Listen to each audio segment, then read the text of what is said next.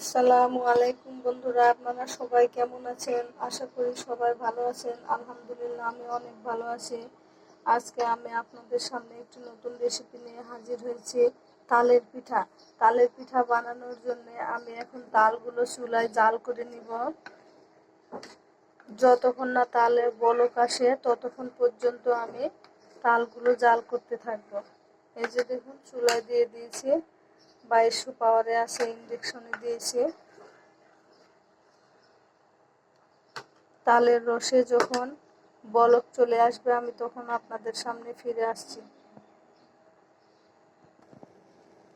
দেখুন বন্ধুরা, তালে বলক চলে এসেছে। আমি তালে বলক আসার পরেও 2 মিনিট জাল করে নিব। ফিরে আসছি 2 মিনিট পরে। দেখুন, আমি তালটা নামিয়ে নিয়েছি। এখন ফ্যান ছেড়ে ফ্যানের নিচে ঠান্ডা হওয়ার জন্য রেখে দিব। ঠান্ডা হলে আমি ফিরে আসছি। দেখুন বন্ধুরা, তালটা এখন ঠান্ডা হয়ে গেছে।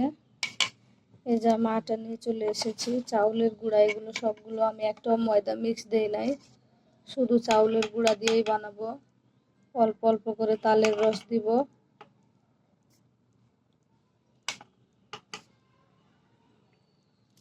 এবং মেখে নিব। আটাটা অল্প অল্প করে তালের রস দিয়ে মেখে নিচ্ছে। দেখুন আটাটা আমি কিভাবে মাখাচ্ছি। একদম শক্ত করে, প্রথমেই নরম করে মাখানো যাবে না। প্রথমে নরম করে মাখালে একদম পিঠাটা ভালো হবে না। এইভাবে শক্ত করে মাখাবো। দেখুন, আমি আটাটা এভাবে একটা ডো বানিয়ে নিয়েছি। এখন এই আটাটা আমি 10 মিনিট কিছু না দিয়েই মথে নেব। দেখুন, আমার আটাটা অনেকটাই মথা হয়ে গেছে। এখন আমি চিনি দিয়ে মুথে নিব।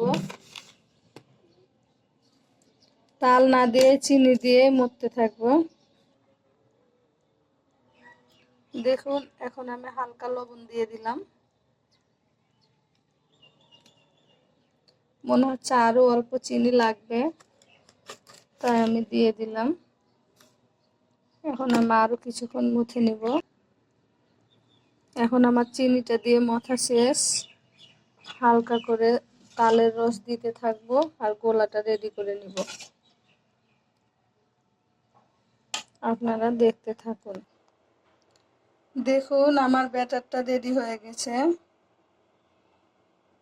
এবারে আমি ছোট কড়াইয়ে বানাবো। এই যে ছোট কড়াই তেল গরম করতে দিয়ে দিয়েছি। দেখুন, তেল যখন গরম হবে তখনই আমি পিঠাটা বানানো শুরু করব। তেল গরম হলেই আমি ফিরে আসছি বন্ধুরা। দেখুন বন্ধুরা, তেল গরম হয়ে গেছে। এই যে দেখে বুঝতে পারছেন ব্যাটারটা কেমন আমি ঘন বানাইছি। এখন আমি দিয়ে দিব।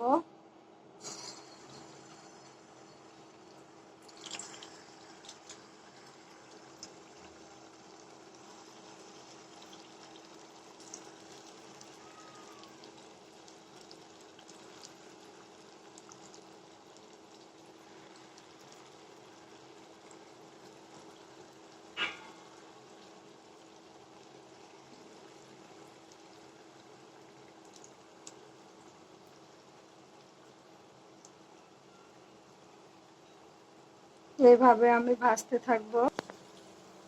দেখুন, এক পাশ হয়ে গেছে, আমি অন্য পাশটা উল্টে দিচ্ছি।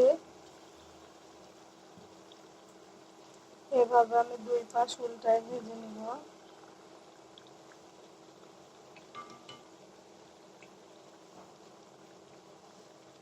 আপনারা কিভাবে বানান আমি জানি না, কিন্তু আমার প্রসেসে একবার হলেও বানিয়ে দেখবেন। যদি ভালো লাগে তাহলে আমাকে কমেন্টে জানাবেন এবং আমার ভিডিওটি স্কিপ না করে সম্পূর্ণ দেখবেন। এভাবে আমি ভেজে নিতে থাকবো সবগুলোই। দেখুন, পিঠাগুলো হয়ে গেছে। দেখুন, এখন আমি সবগুলো উঠিয়ে নেব। আপনাদের সুবিধার জন্য আমি আরো একবার দেখাচ্ছি, যেন আপনারা সহজে বাসায় বানাতে পারেন। দেখুন আমি কিভাবে দিচ্ছি। কিছুক্ষণ পরে সবগুলোই উঠে যাবে, উপরে ভেসে উঠবে তেলে।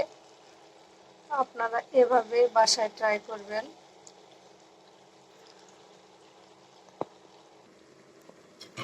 দেখুন বন্ধুরা, এইগুলো হয়ে গেছে।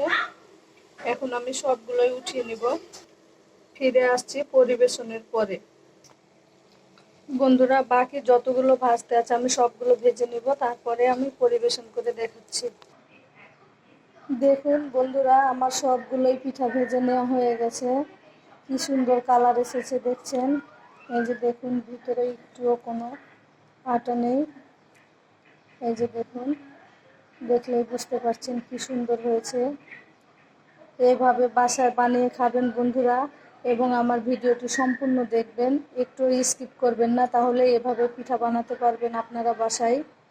যদি আমার বানানো প্রসেসে আপনারা বাসায় বানিয়ে ভালো লাগে পিঠা, সেক্ষেত্রে আমাকে কমেন্টে জানাবেন। আজকে আমার ভিডিওটি এ পর্যন্তই।